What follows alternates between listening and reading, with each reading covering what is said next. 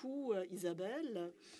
Alors, je vais mettre l'accent sur 3 thèmes qui sont au centre de l'intérêt en ce qui concerne la sécurité. Il y a certainement 2 thèmes que vous associez à la sécurité. Le 3e thème, c'est peut-être au fond.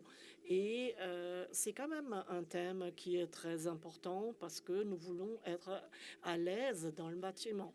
Est-ce que vous êtes devenus curieux? Commençons donc avec ce thème tout de suite. Comme Christiane l'a dit, nous avons une idée de sécurité globale. Il y a des choses tout à fait quotidiennes, par exemple la protection contre les intempéries, c'est-à-dire il faut être à l'abri de la tempête dans les bâtiments et de ne pas être au froid lorsqu'il y a de la neige ou des tempêtes. Cela signifie qu'il faut beaucoup de développement chez Janssen. Avant mon activité en tant que manager de produits chez Janssen, je n'y ai pas pensé. La résistance contre la charge du vent, l'imperméabilité à la pluie patente ou la perméabilité à l'air, ça, ce n'était pas des notions qui étaient importantes pour moi. Mais on va voir une vidéo pour savoir ce qui se passe. Le climat change et avec lui, tandis qu'il faut lutter avec les tempêtes. Il y a quand même des différences de l'extérieur et de l'intérieur. Il y a un lieu où on se sent à l'abri. Et on sait, ça pour moi c'est la sécurité. Je suis Mario Luchinger. Je suis responsable du centre de test chez Janssen. Nous nous trouvons actuellement dans le centre technologique, dans l'espace où sont fabriqués les éléments d'essai qui me sont ensuite envoyés au centre de test. Nous testons l'ensemble de la gamme des fenêtres aux portes et nous avons également la possibilité de tester les façades. Nous pouvons donc tester l'offre Janssen dans sa totalité. Nous faisons des tests de l'étanchéité à la pluie battante, la perméabilité à l'air et la charge au vent. Nous devons tester nos produits face à l'air, à l'eau et au vent afin qu'ils obtiennent le marquage CE et soient en conformité avec les normes. C'est une sécurité que nous offrons aux architectes et aux maîtres d'ouvrage. Le premier essai porte sur l'étanchéité à l'air de l'élément sous l'effet de pression et d'aspiration. Un appareil de mesure détermine combien d'air peut effectivement être soufflé ou aspiré à travers l'élément. Le deuxième essai concerne la pluie battante. On teste l'étanchéité à l'eau d'un élément jusqu'à ce que l'élément ne résiste plus. Et le troisième test est l'essai au vent par pression et aspiration. On contrôle la solidité statique ou la résistance de l'élément. Les rafales d'ouragan qui peuvent se former à certains endroits sont testées dans le cadre de l'essai au vent, où l'on garantit au moyen d'une très forte pression que l'élément résiste malgré tout et que rien ne tombe, qui pourrait blesser quelqu'un au cas où une telle situation extrême devait un jour se présenter réellement.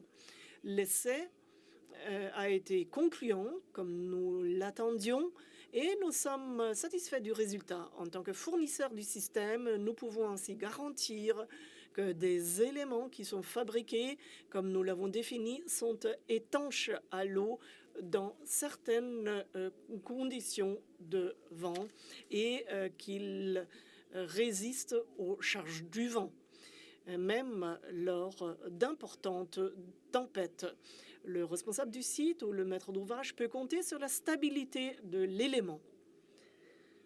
Alors, je suis vraiment fière de pouvoir réaliser les essais chez Janssen et ainsi de perfectionner les systèmes et les rendre plus sûrs avec toutes les variantes que nous commercialisons.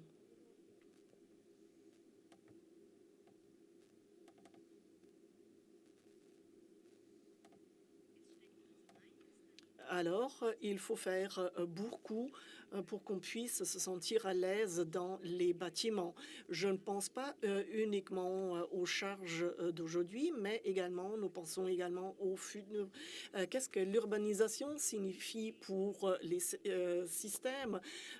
Quelle est la pression atmosphérique que les bâtiments en haute altitude devront supporter et que faire dans le cadre du changement climatique. C'est pourquoi nous testons tous les produits de nos familles de systèmes extérieurs jusqu'aux limites de leur capacité de charge, que ce soit des fenêtres, des portes, des façades ou de nos systèmes pliants et coulissants. Il est toujours bon de constater que les classes les plus élevées peuvent être atteintes avec l'acier. Notre porte Yanisol HI, pour ne citer qu'un exemple, qui est certifié étanche à la pluie battante avec la classe la plus élevée 9A. La résistance à la pluie battante fait référence à la combinaison du vent et de l'eau, et 9A peut être considéré comme la pluie et une tempête à 160 km à l'heure, c'est-à-dire comme un ouragan. Mais il n'y a pas que les portes qui sont testées, les fenêtres doivent également résister aux contraintes. Et pourtant, en tant qu'architecte, vous devez être en mesure de réaliser vos idées. C'est pourquoi nous avons testé l'année dernière des géométries spéciales pour nos systèmes de fenêtres. 12 éléments différents ont été mis à l'épreuve lors de 36 tests dans notre centre d'essai. Rien qu'avec ces éléments, le banc d'essai a été occupé pendant un mois entier. Il est désormais possible de réaliser une grande variété de souhaits en matière de design, par exemple de fenêtres en arc de cercle ou les exigences parfois très élevées de la réhabilitation de bâtiments anciens. Outre le vent, l'eau et l'air, cette sécurité invisible qui nous entoure comme une évidence comprend également d'autres valeurs de performance, par exemple l'isolation acoustique ou thermique. Mais je ne vais pas rentrer dans le détail, mais je voudrais plutôt m'intéresser à un thème de sécurité qui est évident, la protection contre les cambrioleurs. La résistance aux cambrioleurs est un autre mot-clé à la mode et en même temps une exigence que nous traitons. Tout comme pour nos produits de base, il existe des normes pour la protection contre le vol qui précisent ce qui doit être testé et comment le résultat du test est classé. Mon collègue et expert en protection anti-effraction, Otmar, nous dit plus à ce sujet dans la vidéo. D'ailleurs, vous aurez également l'occasion de lui parler après. Mais maintenant, regardons la vidéo tout d'abord. Normalement, les cambrioleurs agissent, sont bien informés et bien équipés. C'est pourquoi aujourd'hui, une simple porte n'est souvent pas suffisante pour protéger efficacement son domicile. Par des essais de résistance à l'effraction, nous nous assurons qu'il ne vous arrive rien lorsque la porte ou la fenêtre est fermée. La protection anti-effraction est importante pour deux raisons. Premièrement, la situation en Europe a changé. Nous savons, d'après les statistiques, qu'il y a eu davantage d'effractions dans le domaine privé que public. Deuxièmement, sur le plan normatif, il existe dans certains pays des règles spécifiques selon lesquelles, dans les bâtiments publics comme privés, chaque élément doit présenter une certaine résistance à l'effraction. Je m'appelle Otmar Eberle, je suis responsable produit pour les systèmes en acier chez Janssen depuis 2012. En fait, nous testons pratiquement tout, de la façade aux portes, en passant par les fenêtres, qu'il s'agisse des systèmes haute isolation ou des systèmes fins non isolés ou de protection incendie. Nous faisons des essais exhaustifs parce que nous savons que le marché en a besoin, qu'il les exige, et nous voulons répondre à cette exigence. Lors d'un essai de résistance à l'effraction, selon la norme EN, nous procédons de manière dynamique. Concrètement, on laisse tomber un pneu sur l'élément pour simuler un choc d'une personne, puis vient l'essai statique. La pression est alors exercée avec un cylindre de pression. En fonction de la classe, une certaine pression est exercée sur différents coins et parties intéressantes d'un point de vue sécurité. Et pour terminer, le moment fort, si je puis dire, l'essai à l'effraction manuelle où l'on s'attaque à l'aimant pendant un certain temps avec divers outils. Là encore, l'essai porte sur différents points définis par la norme. Pour le consommateur final, cela signifie le profil de cambrioleur auquel doit résister une porte RC2 et celui d'un cambrioleur moyen auquel on a aujourd'hui le plus souvent affaire. La porte doit résister 3 minutes à l'essai manuel. Pour la classe RC3, la porte doit être en mesure de résister à un cambrioleur professionnel pendant 5 minutes. Ce qui est déterminant pour la classe de résistance, c'est le temps et l'outillage à disposition. Aujourd'hui, dans le domaine privé, on dit que RC2 est standard au rez-de-chaussée parce qu'on sait que les cambrioleurs qui ne parviennent pas à pénétrer dans le bâtiment au bout d'un certain temps s'en vont. Le risque d'être surpris est alors trop grand. Généralement, donc, RC2 suffit. Dans le domaine public ainsi que commercial, on opte pour une résistance RC3 car ces bâtiments ont des coins cachés peu fréquentés. RC3 est la classe standard utilisée dans ces cas. Là encore, un cambrioleur abandonne au bout d'un certain temps parce qu'il constate que le bâtiment est bien sécurisé et bien protégé par les systèmes en acier Janssen. L'essai a été concluant pour l'entreprise Janssen, plus exactement pour le système testé parce que les déformations ont été minimes. Qu'une languette soit pliée, c'est normal, mais tous les éléments importants pour la sécurité ont très bien résisté pour RC2 et RC3. Nous sommes donc très satisfaits. Je suis fier que nous ayons des produits aussi sûrs. Dommage juste qu'on en ait besoin, mais ils sont aujourd'hui nécessaires, c'est comme ça. Mais nous pouvons vraiment être fiers de nos développements et de nos systèmes avec lesquels nous pouvons aider le monde.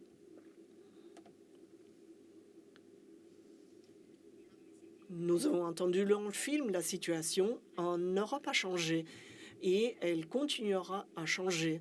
Moi aussi, je connais des gens qui ont été cambriolés à la campagne et non en ville comme on le pense généralement. Chez Janssen, nous sommes conscients que la question de la protection contre le cambriolage prend de plus en plus d'importance. C'est pourquoi l'année dernière, nous avons travaillé dur pour améliorer, étendre et compléter la certification de nombreux systèmes Janssen en matière de l'intérieur pour l'intérieur des pays comme le système économie 60, c'est la résistance à l'effraction et cela offre une protection contre l'effraction. Mais nous avons également des solutions pour l'extérieur, pour RC2.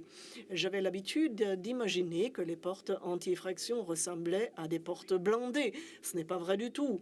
À mon avis, le plus système de notre gamme, dont je ne suis pas malheureusement pas le chef de produit, peut aussi assurer une protection contre le cambriolage avec quelques ajustements sans perdre son esthétique. Je parle de Janisol Arte, notre système aux aspects minces. Ce système convient aussi bien aux rénovations qu'aux anciens bâtiments industriels ou pour des fenêtres élégantes et modernes. Le système est testé jusqu'à la norme RC2 et c'est, comme vous l'avez entendu, c'est la norme dans le secteur privé au rez-de-chaussée. Pour de grandes ouvertures, la porte levante coulissante Janisol est une autre solution testée selon la norme RC2. Avec RC3, cependant, nous offrons également une protection pour le secteur commercial. Vous pouvez construire des portes ainsi que des fenêtres ou des façades avec une résistance à l'effraction. Cette année encore, il y aura une nouvelle solution, un système anti-effraction RC3 et RC4 pour des façades vis. En même temps, on peut, par exemple, intégrer également des systèmes de protection contre l'incendie. Et je suis responsable pour la protection contre l'incendie et la fumée. Vous savez déjà que ça, c'est un thème très difficile et exigeant, avec beaucoup de directives, de normes et de spécifications. Pourquoi la protection contre les incendies est-elle si importante et si strictement réglementée? Aujourd'hui, les administrations publiques et les hôpitaux sont d'immenses bâtiments ou complexes de bâtiments. Ainsi, si un incendie se déclare et que devons fuir le bâtiment, des voies d'évacuation et de sauvetage libres et sûres sont vitales. Et donc, je peux dire, je ne suis pas médecin, mais mon travail peut quand même me sauver des vies. Bien sûr, les portes coupe-feu ou coupe-fumée doivent être testées soigneusement. J'ai déjà été autorisée à assister à plusieurs essais au feu et c'est à chaque fois une expérience spéciale qui me fait battre le cœur. Ma collègue Michaela peut le confirmer. Elle a récemment participé à un test afin que nous puissions vous montrer dans un film ce qui signifie la protection contre les incendies. Les villes grandissent vers l'extérieur, vers le haut, vers le bas, et plus il y a de la population, plus l'importance de la sécurité s'accroît. Lorsque je me rends dans des hôtels, la première chose que je regarde, ce sont des portes coupe-feu. Comment elles sont installées, si elles sont coincées par une cale et toujours ouvertes. Ça, c'est la sécurité. Je m'appelle Andreas Cruz, je suis responsable du site de centre de test pour la protection incendie. La protection incendie est importante parce qu'elle permet de protéger les personnes lorsqu'un incendie se déclare. Dans le bâtiment public, par exemple, il y a des issues de secours. Et lorsqu'on suit ces issues, on passe toujours par des portes coupe-feu. Lorsque les portes coupe-feu se ferment, l'incendie reste derrière et les personnes ont le temps de sortir du bâtiment. Je m'appelle Michaela Hanesch, je suis responsable du domaine marketing chez Janssen et en particulier des systèmes en acier. Nous nous trouvons au centre de test pour la protection incendie DMT à Laten et réalisons aujourd'hui un essai au feu sur un élément de construction de Janssen AG. Lors d'un essai de sécurité incendie, l'élément est toujours testé dans sa globalité. On teste le système, le verre et toute la fonction de fermeture qui en fait partie. On regarde au fur et à mesure où il pourrait y avoir des points faibles, si la chaleur passe, si le feu parvient à passer. Lorsque Janssen teste des éléments, nous veillons toujours à tester plus que ce qui n'était exigé. L'essai a été concluant, il a duré 36 ou 37 minutes. J'ai trouvé l'essai extrêmement intéressant. Le fait de pouvoir se tenir devant l'élément et de le toucher avec la main et de voir qu'aucune chaleur ne traverse, ça c'est vraiment impressionnant. Le thème de la sécurité jouera toujours un rôle très important chez Janssen. Janssen allie dans les éléments la forme, le design et la sécurité. Et ce qui compte dans les situations d'urgence, c'est vraiment la confiance que l'on a dans ces systèmes et la fiabilité. Je suis également fière que nous réalisons ces tests parce qu'ils contribuent dans une certaine mesure à garantir la sécurité. Je suis fière de rendre le monde un peu plus sûr grâce aux produits Janssen.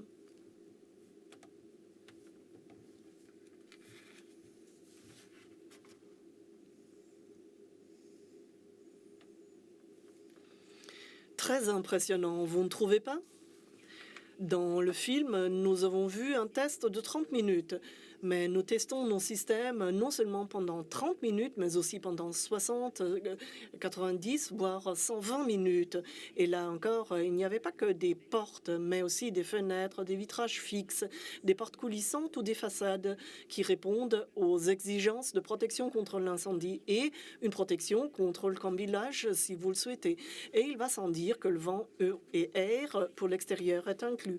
Par exemple, pour notre porte multifonctionnelle Yanisol 2, le système peut couvrir les exigences de la norme EI30 en matière de protection contre l'incendie, mais on peut l'équiper également d'une protection anti-effraction jusqu'à RC3 avec une fonction anti-panique. Il permet une automatisation complète et donc un passage sans contact, un argument qu'il ne faut pas sous-estimer d'un point de vue hygiénique. Cela signifie que plusieurs exigences de performance peuvent être combinées. Les possibilités de combinaison sont multiples et répondent à presque toutes les exigences. Et je dis presque à dessein, car malgré une Europe unie, les règles de construction ne sont pas les mêmes partout. Et sur d'autres continents, Les exigences peuvent être complètement différentes. Cependant, nos employés et nos partenaires dans le monde entier connaissent les conditions locales et trouveront le système Janssen qui convient à votre projet. Et s'il n'y a rien dans la gamme standard, nous recherchons pour vous une solution spéciale spécifique au projet. Vous pourrez en savoir plus à ce sujet lors des sessions en petits groupes qui suivront. Nous y présenterons 3 objets concrets et les solutions Janssen qui les sous-tendent. J'espère vous y voir tous. À bientôt. Merci.